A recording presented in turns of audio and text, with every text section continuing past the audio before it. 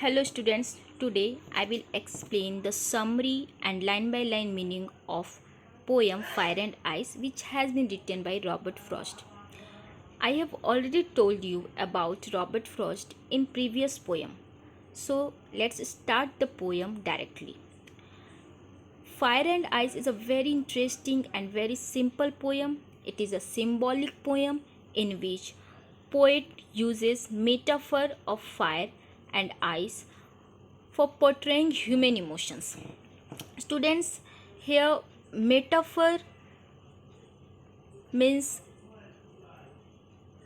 direct comparison between two things.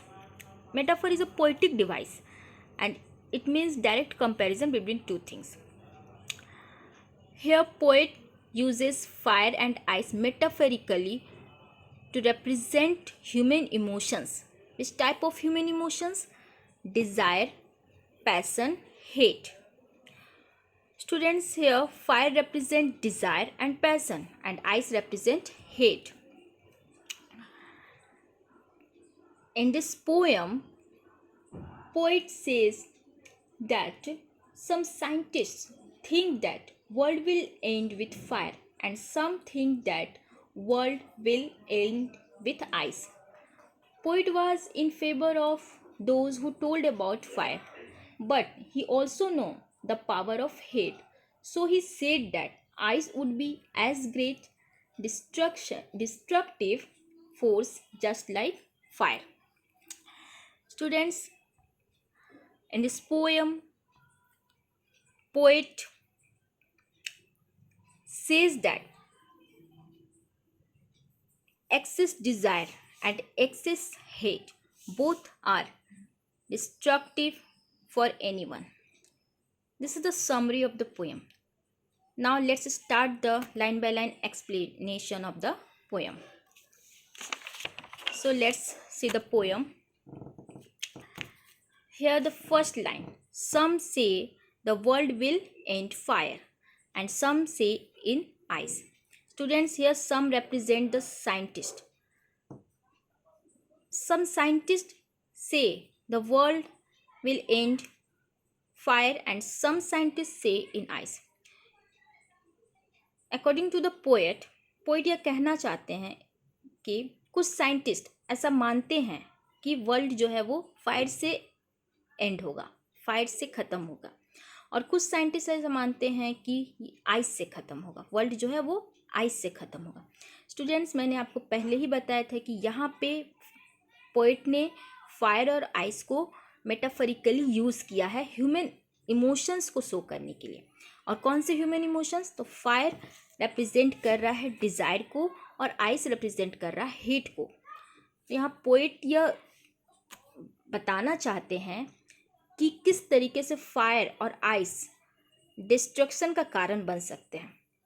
उसमें poet human desire को और ह्यूमंस हेट को लाते हैं. ये ह्यूमंस डिज़ायर और ह्यूमंस हेट दोनों ही बहुत ही ज़्यादा डिस्ट्रक्टिव है ह्यूमंस के लिए. So from the third line from what I have tested of desire. यहाँ पोइट बोल रहे हैं कि जितना वो डिज़ायर के बारे में उनका जो एक्सपीरियंस है, जितना वो जानते हैं, I hold with those who favour fire. यानी कि यहाँ पे फायर को डिज़ायर से, फायर जो है वो डिज़ायर को रिप्रेजेंट करता है. तो पोइट ये बोलते हैं कि डिज़ायर को वो जितना एक्सपीरियंस किए हैं उसके अकॉर्डिंग वो फायर के साथ जाना चाहते हैं, वो उन लोगों के साथ जाना चाहते हैं जो फायर को फेवर करते हैं. But if it had to perish twice, perish means the word perish means die, यानी कि मरना. तो फिर पोइट यहाँ बोलते हैं कि अगर पृथ्वी दोबारा 2 बार पृथ्वी का विनाश होगा तब I think I know enough of hate. तब पोइट बोलते हैं कि मैं जानता हूँ कि हेट भी काफ़ी है, यानी आइस भी काफ़ी है. To say that for destruction ice, और इसलिए वो कहते हैं कि आइस भी बहुत ही डिस्ट्रक्टिव हो सकता है, वह भी ग्रेट है और सफिस है. Suffice means and would suffice, यानी सफिस होगा मीन्स पर्याप्त, एनफ होगा.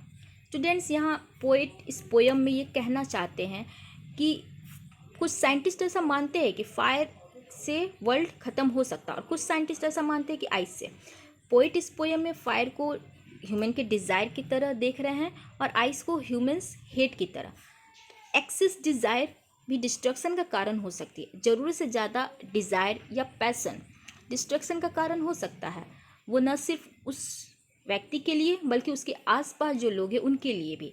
और एक्सेस हेट, ज़रूरत से ज़्यादा घृणा भी डिस्ट्रक्शन का कारण हो सकता है।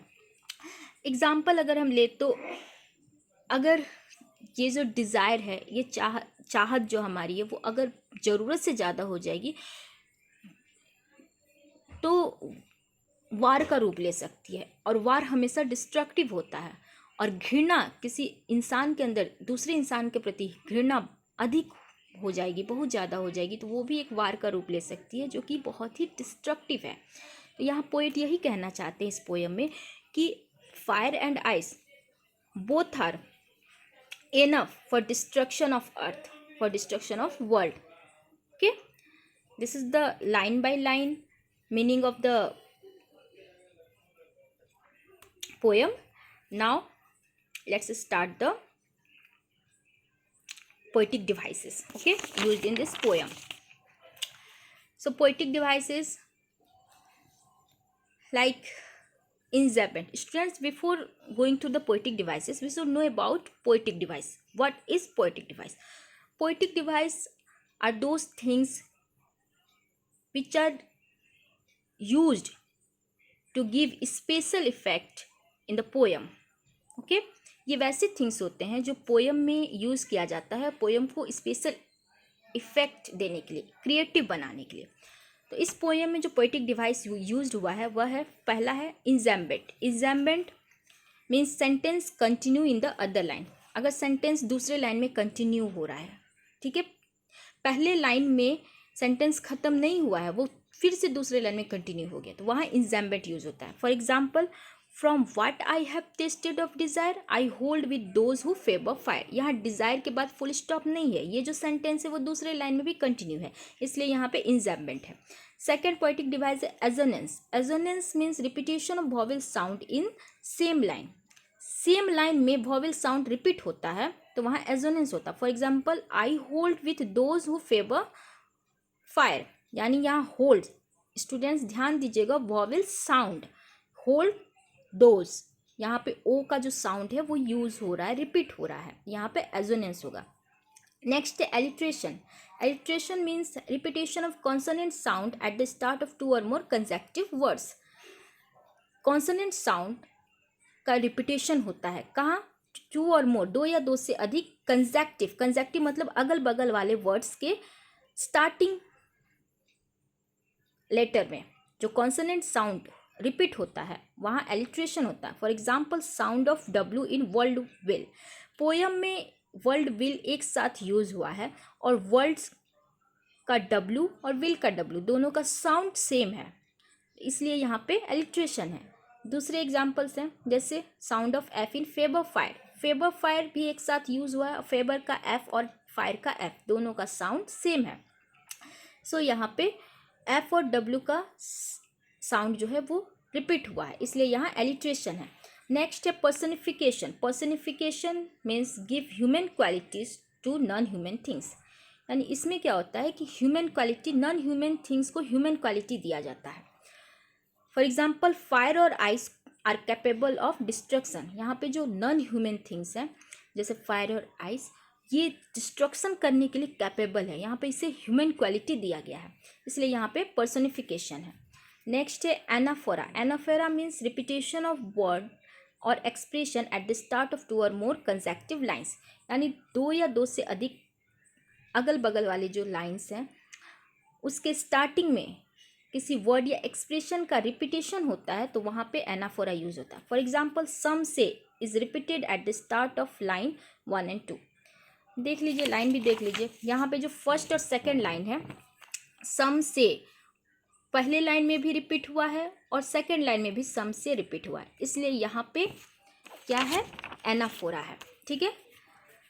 तो ये है पोएटिक डिवाइस।